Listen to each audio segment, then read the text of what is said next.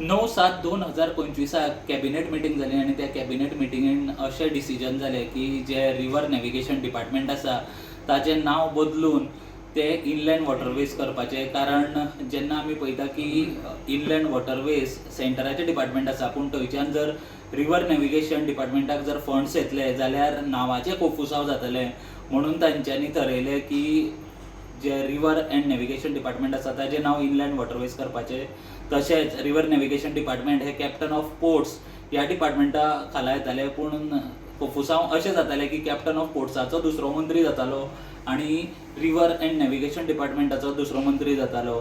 ताजे लागून पूण आयज 6 म्हयने जायत आयले तरी सुद्दां ह्या रिवर एंड नॅविगेशन डिपार्टमेंटाचें नांव आजुनूय चेंज जावना, जे इनलँड वॉटरवेज जावपा जाय आशिल्ले.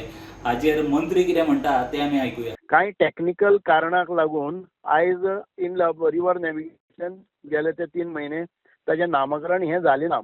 म्हणून आतां तो प्रोसेस चालू आसा. आयज ना फाल्यां तें इनलँड वॉटरवेज म्हणून जातलें. कारण आमकां सेंट्रल गव्हर्मेंटानी सांगिल्लें आसा की सरकाराचें इनलँड वॉटरवेज आसा, हांगा रिवर नॅविगेशन ताका म्हणटा, एक कॉन्सेप्शन डेव्हलप जाता. त्या खातीर तांचें एक रिकमेंडेशन आशिल्लें की आमी ह्या डिपार्टमेंटाचें नामकरण इनलँड वॉटरवेज करचें, जाणे करून सेंट्रल गव्हर्मेंटाच्या डिपार्टमेंटा कडेन तें सिंक बरोबर जातलें आनीक तांकां हांगा फंड एलोकेशना भितर बरें पडटलें.